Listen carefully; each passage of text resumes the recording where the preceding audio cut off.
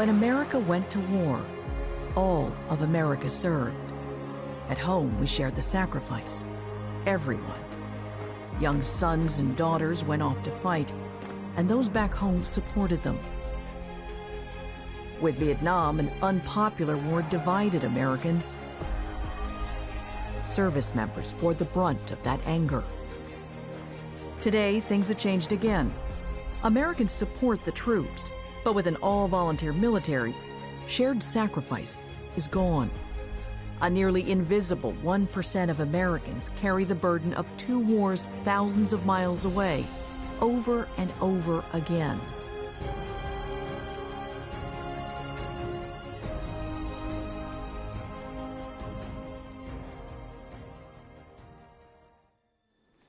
"10 years of war on less than 1% of the population is a lot to take. And we are, as a community, although very resilient, we're pretty tired, exhausted, I would say. And we feel isolated from our own country a lot of times.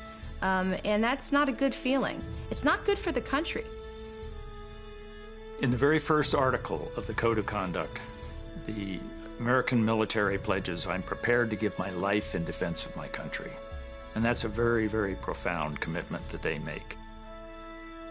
We created a parallel 6 articles code of support for that other 99%.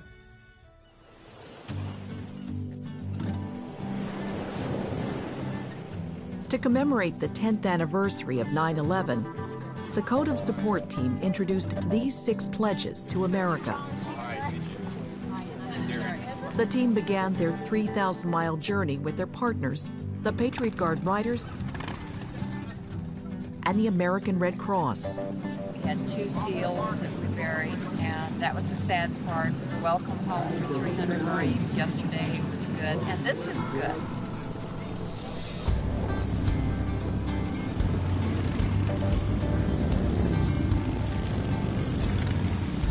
Their route would take them from the Pacific to the Potomac in 9 days, making nearly 40 stops along the way to host pledge events and honor hometown heroes, men and women and their families who embody the word service. This is dedicated in their honor.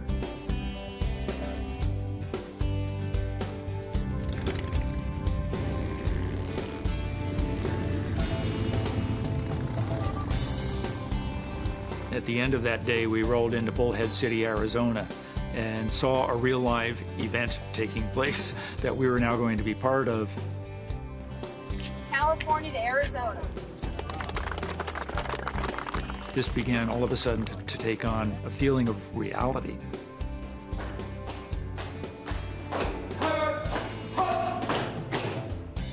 We had the mayor of Bullhead City out. Boy Scouts of America had set up a pledge table. The potential of this mission was hitting home, driving the team forward to their next stop, Flagstaff, Arizona.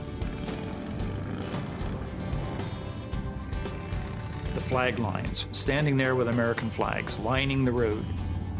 You know, the flag line was incredible. When we drove up in that van and we turned that corner, and there were just flags as far as the eye could see. That was one of those aha moments when you say that this is bigger than, there's almost a degree of reverence here, that it has that potential meaning to the American people.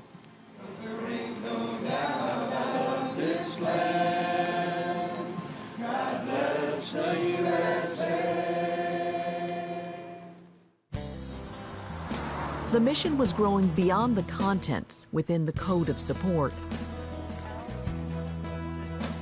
It was becoming about the connections with real people and real families whose lives have been forever affected by war. This is Debbie. She wears many, many hats. She is mom. These are 3 of her lovely children. We have Johnny, Hannah, and Rachel. I'm first and foremost a mother of 5 beautiful children. I'm also in the reserves. I've been in for almost 16 years now. got married March 1st, 1996. He was an amazing father, and he was a great husband. Did we have a perfect marriage? No. But I had my fairy tale. I don't think love is a strong enough word, you know, how he felt about the military.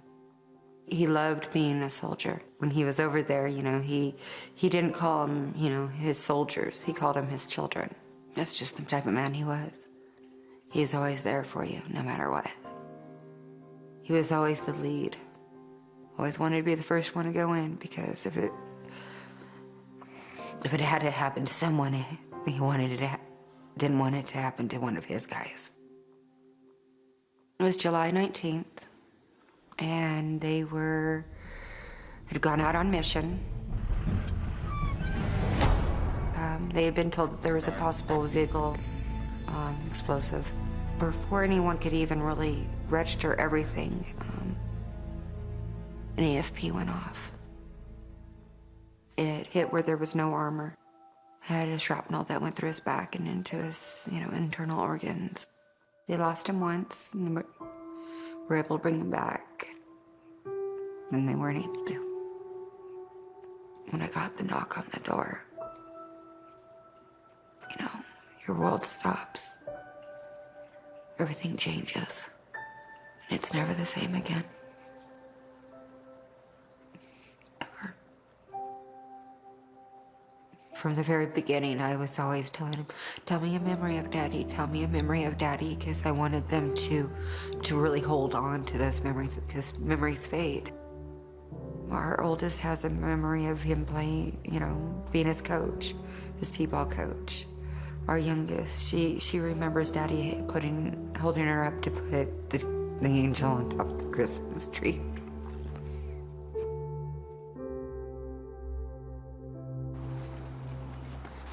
Did it happen, my family?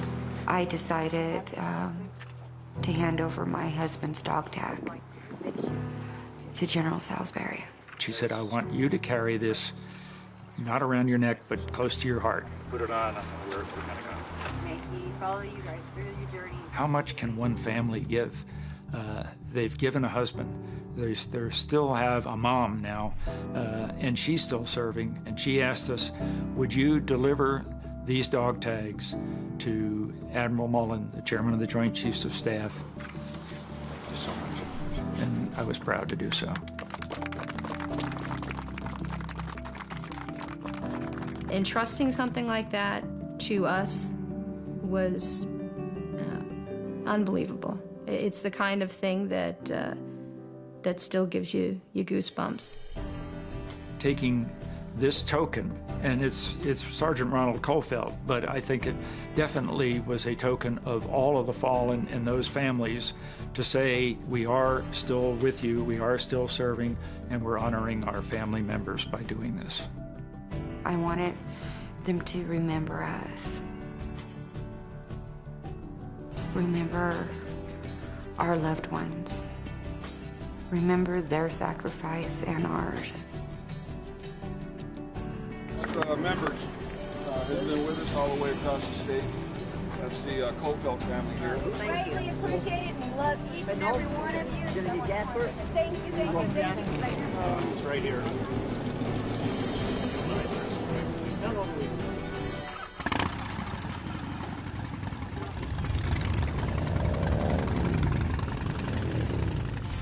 At each stop across the heartland, the code and Sergeant Kofelt's dog tags were handed off from Patriot Guard ride captain to ride captain. It's my honor, and I'll carry you right. Seeing those things exchanged at each handoff was moving every single time. Every single time. It's a stroll to you to be delivered to the next ride captain along the way. Starting with Eli. These men and women were unbelievably respectful and reverent of that document and, of course, of Ron's dog tags. You guys look fantastic!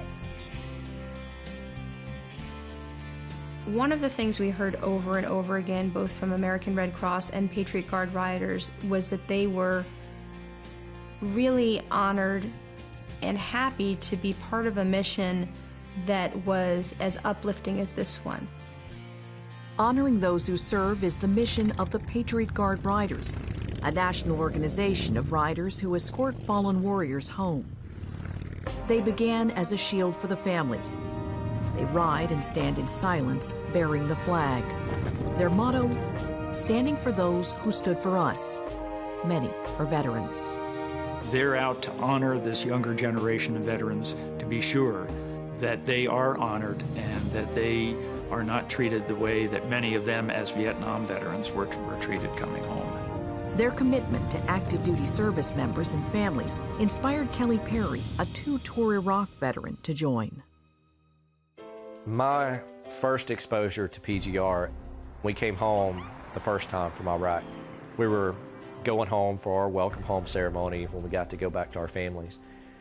And we pulled in, and the first thing I saw was it had to be at least 50 or 60 motorcycles, and you know, big 3-foot by 5-foot flags flying off the back of them. Seeing these guys that didn't know us and really it didn't matter to them if they knew us, but we had served and they were there to welcome us home.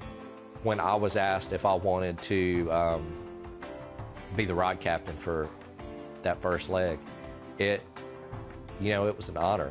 To us, when we're there standing for a veteran, it's not just some guy that we heard about or some woman, it's one of our family members.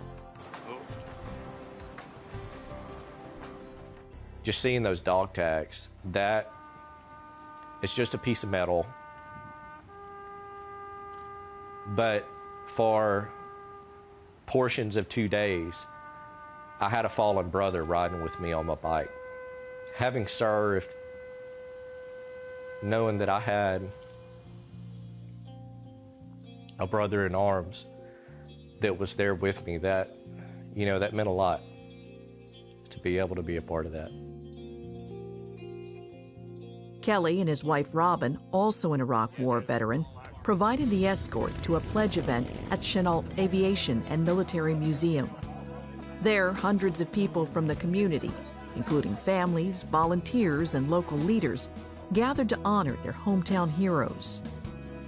It simply reads, "We salute you. As a hometown hero, you represent the best of America." We wanted to make sure that we were not just recognizing active duty and veterans, but the family members as well. And some of them are giving us their sons or husbands' dog tags, and they have been with us throughout this journey. So I'm going to have General Salisbury present. Thank you, appreciate it.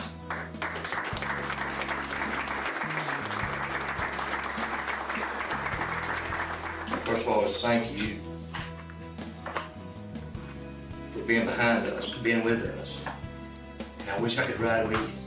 I wish I could go and do the things that you do. And I just want to say we appreciate y'all, each and every one of you.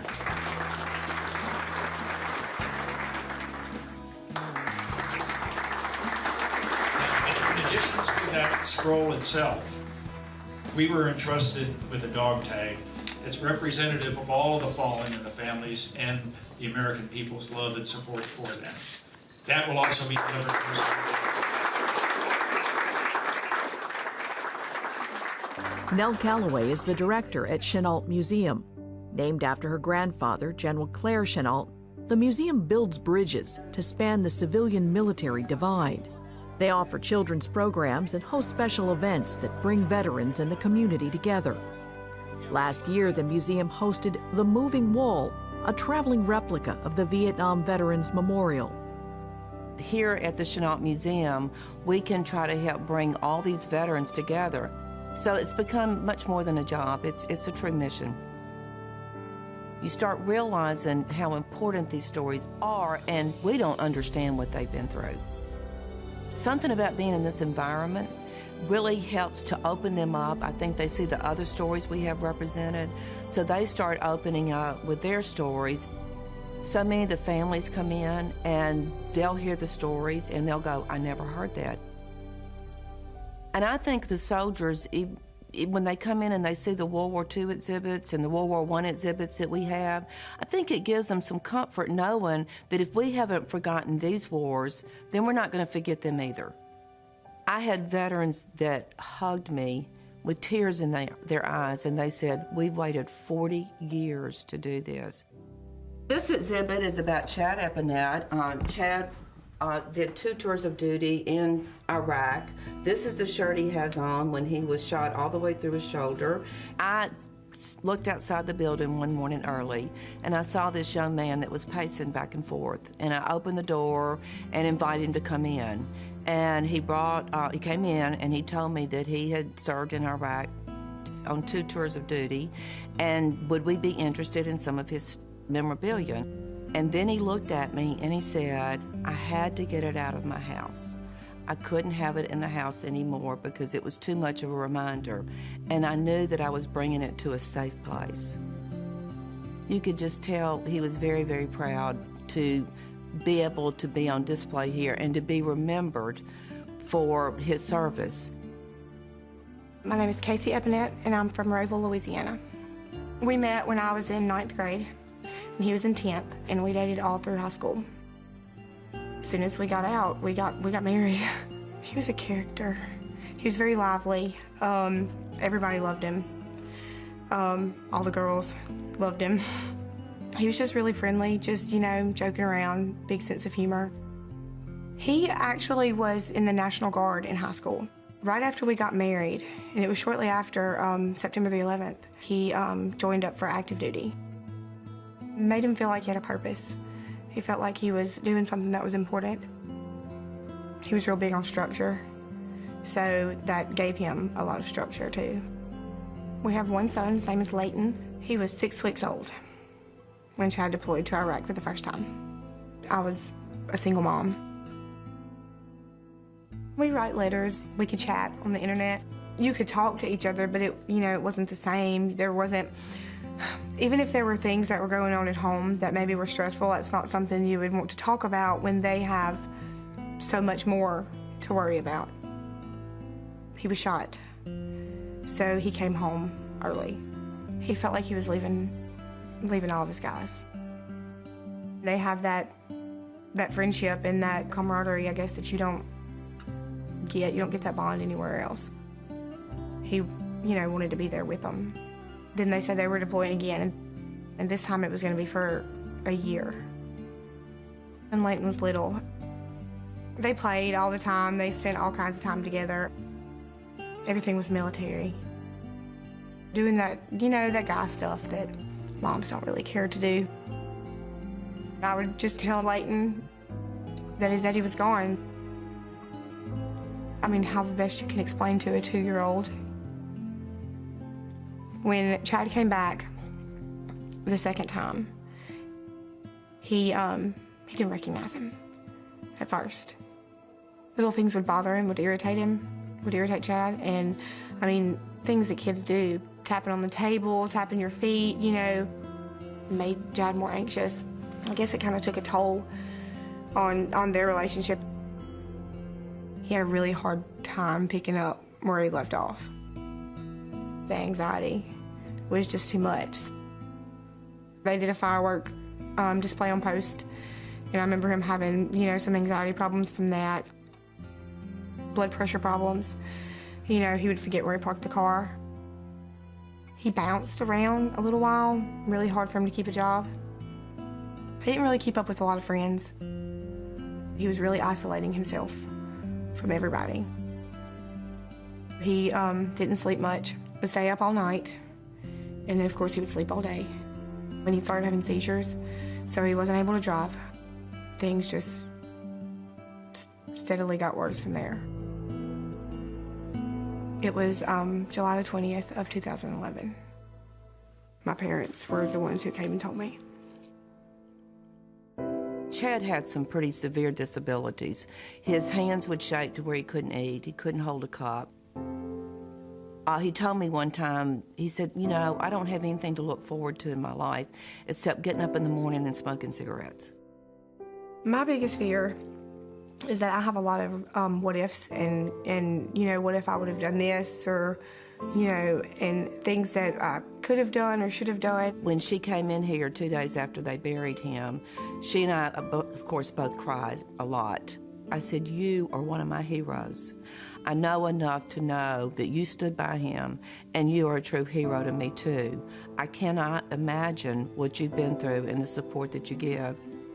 And to remember Chad and to let people know that he really died in service to his country, too. My biggest fear is that it's going to happen to somebody else.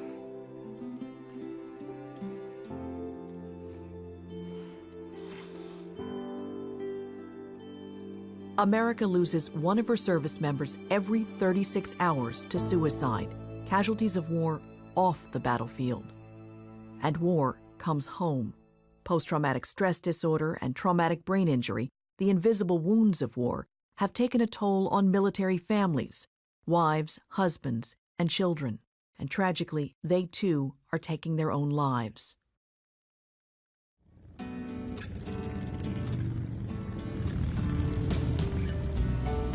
Honoring their stories, the Code of Support team continued their ride, traveling across the South, their final destination of Washington, D.C., just days ahead.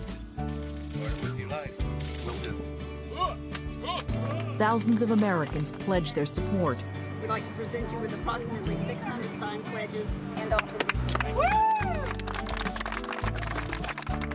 and promised to serve in their own way.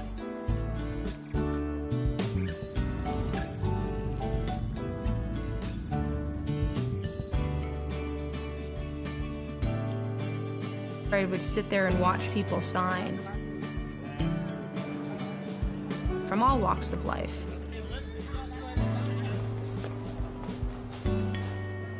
It meant something. All those thousands of signatures we got along the way gave me a sense of hope.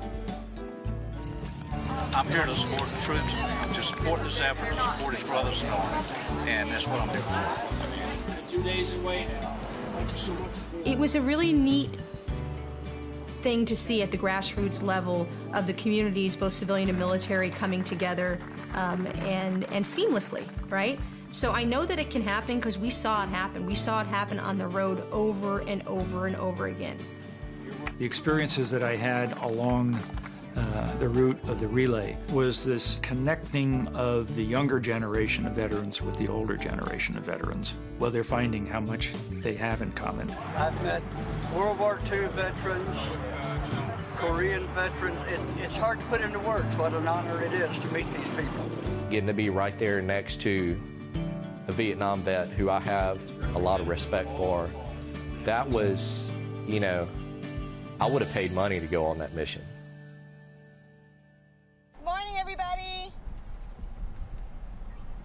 On the morning of September 11th, 2011, the team rallied with their Patriot Guard Rider escort for the last time.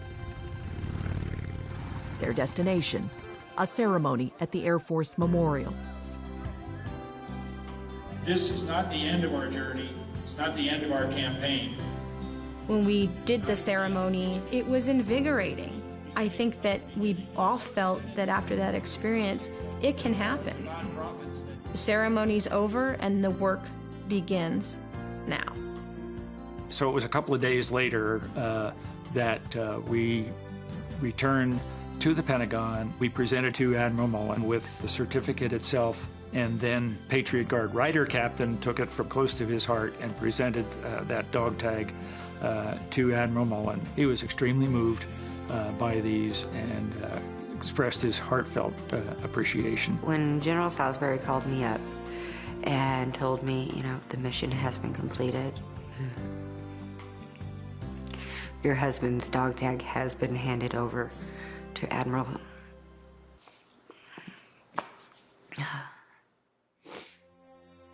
It takes a nation, every American, young and old, to do our part. Every day in any way, because service never ends. This Code of Support journey was over, but it marked the start of a longer mission to keep bridging the gap between civilian and military America. I think there's a real danger that lies ahead of us right now, As we see the troops have come home from Iraq, and we now see light at the end of the tunnel, theoretically, in Afghanistan, that wonderful. The wars are going away. We don't need to worry about the troops anymore. Not so. Now, more than ever, we need to support our troops. The needs, realistically, are going to increase. There's education, there's employment, that's a huge issue right now. Mental health is a huge challenge. The service members and the veterans and the suicides that you're seeing among that population are indicative of some of that strain. It takes a nation so that we collectively are responsible for the defense of this nation. Hopefully, you know, this country will go back to that feeling of right after 9/11, when we were all brothers and sisters standing beside each other, helping each other out. Because that's what this mission is about. It's about us becoming a family, all of America.